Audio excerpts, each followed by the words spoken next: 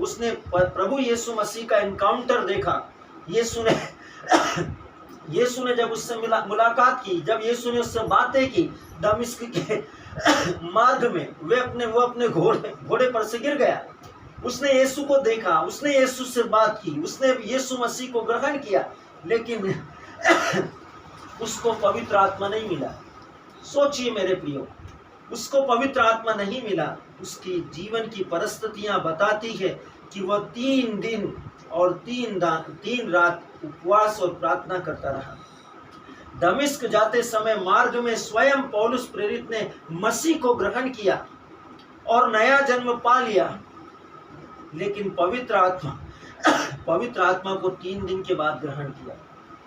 परमेश्वर का वचन कहता है, दमिश्क का रहने वाला एक चेला हनन्याह उसके पास में आया और उस पर अपने हाथ रखे। जब तक हनन्याह ने उस पर हाथ नहीं रखा, प्रेरितों के काम अध्याय 1 वचन संख्या, प्रेरितों के काम अध्याय 9 वचन संख्या 9 से 11 और 17 में वचन बहुत स्पष्ट तरीके से कहता है, जब परमेश्वर की आत्मा ने हन्याह से कहा, यीशु ने जब हन्याह से कहा, तब हन्याह ने यीशु से कहा, प्रभु वो तो प्रेरितों को मार डालता है। लेकिन प्रभु ने उससे कहा कि अब ऐसा नहीं है, वो बदल चुका है। परमेश्वर की आत्मा ने जब उससे बातें की और जब वो परमेश्वर की आत्मा से प्रेरित होकर पौलुस के पास में गया और जब उसने उसके ऊपर हाथ रखे और तुरंत उसने पवित्र आत्मा को ग्रहण किया।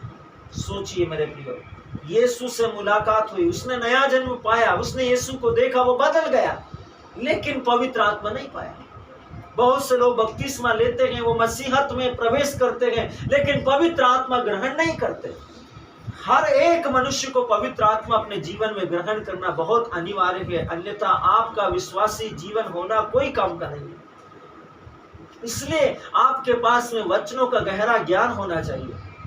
वचन के गहरे ज्ञान से ही आप पवित्र आत्मा को अपने अंदर आने के लिए पूर्ण रूप से आकर्षित कर सकते हैं। सोचिए कि जब यशाया प्रवाचक ने भविष्यवाणी की कि एक कुंवारी गर्भवती होगी, पुत्र प्रसव करेगी और उसका नाम इम्मानुएल रखेगी, जिसका नाम यीशु, जिसका अर्थ होगा ईश्वर हमारे साथ है। सोचिए, परमेश्वर का वचन कहता है, जब गैब्रिएल इस मरियम के पास आया, उसने कहा, प्रणाम मरिया, प्रभु की कृपा पात्री, प्रभु आपके साथ है, धन्य आप स्त्रियों में, धन्य आपके गर्भ का फल यीशु।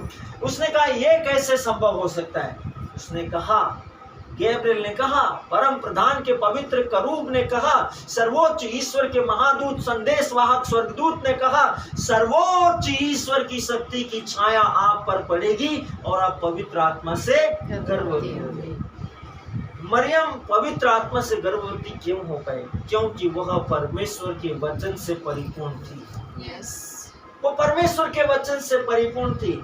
सोचिए मेरे प्रियो, यदि वो वचन से परिपूर्ण है और आप वचन से परिपूर्ण नहीं है, आप मरियम पर विश्वास कर रहे हैं और वचन पर विश्वास नहीं कर रहे, आप पवित्र आत्मा का मंदिर कभी नहीं हो सकते इस विश्व के अंदर, और परमेश्वर की महिमा में पवित्रता को अपने आत्मा में कभी धारण नहीं कर सकते मेरे प्रियो। उसे ग्रहण करने और धारण करने के लिए आपको अपने जीवन में यह कहना पड़ेगा, जैसे पवित्र कुंवारी मरियम ने कहा, मेरी आत्मा प्रभु का गुणगान करती और मेरा मन अपने मुक्तिदाता ईश्वर में आनंद मनाता है।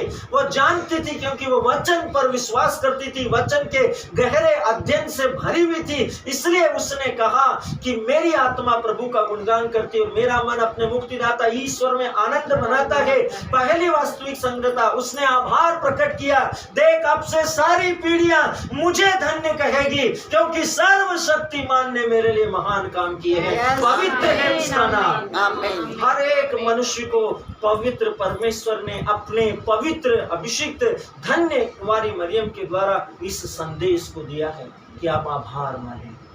हर पल, हर क्षण, हर बात में उसकी उपस्थिति का मंदिर बने। आप अपने अंदर वचन के साथ इतने गहरी संगति करें कि पवित्र आत्मा आप तक आने के लिए विवश हो जाए, यीशु आप तक मिलने के लिए विवश हो जाए। यीशु ने कहा, मेरे माता, मेरे भाई, मेरे पिता और मेरी संतानें, मेरे बच्चे वो है जो परमेश्वर का वचन सुनते हैं और भले और आज्ञाकारी मन से उसका पालन करते हैं, वे ही मेरे भाई और मेरे बहन हैं। सोचिए मेरे प्रियो, इसलिए यीशु मसीह परमेश्वर के वचन के रूप में पवित्र कुंवारी मरियम के गर्भ में आने के लिए पूर्ण रूप से एक अबोध निर्मल बच्चे के समान अपने आप को पूर्ण रूप से मरियम के जीवन में आने के लिए, गर्भ में आने के लिए वो हिचकिचाया नहीं। परमेश्वर होने पर भी वो आपके पास आने के लिए भी हिचकिचाएगा नहीं जब आप वचन से भर जाएंगे, जब आपकी आत्मा वचन का एक उपस्थिति हो जाएगी। सोचिए मेरे प्रियो, आप कितने अद्भुत परमेश्वर सर्वशक्तिमान महिमा के पिता के साथ सहभागिता में है, आत्मा में, विश्वास की संगति में है। यही कारण है कि पौलुस इस विषय में लिखता है। दमिश्क जाते समय मार्ग में स्वयं पौलुस प्रेरित ने मसीह को ग्रहण किया। यीशु मसीह का उसके साथ साक्षात्कार हुआ, उसने यीशु को पाया, उसने नया जन्म भी पाया। लेकिन पवित्र आत्मा उसको 3 दिन के बाद मिला, जब दमिश्क का एक रहने वाला यीशु का एक चेला हनन्या, जिसका नाम हनन्या था, उसके पास भेजा गया।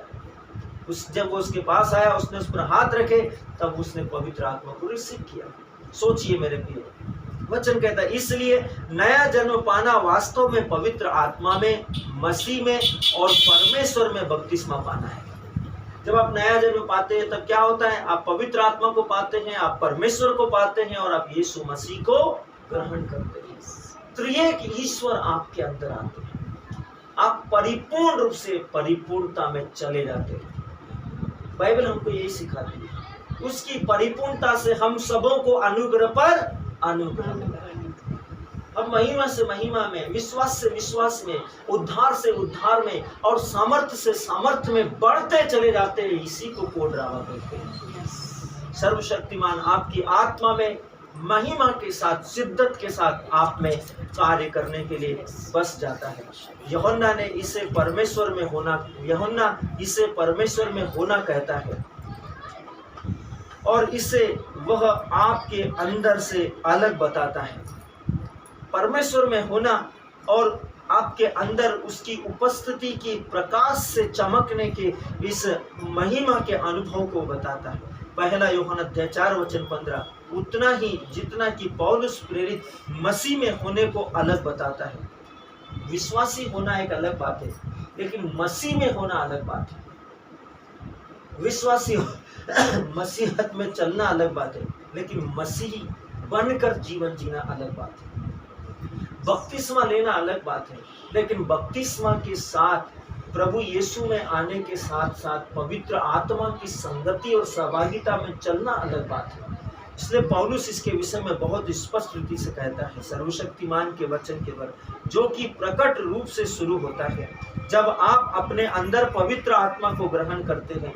और जब आप अपने अंदर पवित्र आत्मा को ग्रहण करते हैं, आप नए जीवन की शुरुआत करते हैं। मसीह आप में, मसीह क्या है? वचन। यूहन्ना के सुसमाचार को देखिए, पहले वचन से पहले अध्याय में सुनिए, पहले दूसरे तीसरे वचन को पढ़िए। आदि में वचन था, वचन ईश्वर था, वचन ईश्वर के साथ था और वचन स्वयं ईश्वर था और वचन देहधारी हुआ। आप जब नए जन्मे होते हैं, जब आप नए मनुष्य बन जाते हैं, तब आप क्या होते हैं? सोचिए मेरे प्रियो, हम अपने पवित्र हाथों को खोलें, अपनी आंखों को बंद करें और विश्वास के साथ यीशु मसीह को अपने अंदर लेने की कोशिश करें। प्रतिदिन वचन के साथ सहभागिता करें, तो आप उन 9 कोड़ियों में से अलग उस एक स्वस्थ किए गए और परमेश्वर के पुत्रों की महिमा पाए हुए विश्वासी रोगी के समान हो जाएंगे, जो मैं मसीह के साथ अटूट रूप से एक हूँ, क्योंकि उसमें मैं जीता हूँ, चलता हूँ और उसमें मेरा अस्तित्व है। मैं उसकी महिमा और दैवीयता का प्रत्यक्ष रूप हूँ और अभिव्यक्ति हूँ। परमेश्वर की महिमा हो, प्रभु यीशु मसीह के नाम में, आमीन, आमीन, आमीन, आमीन। प्रभु का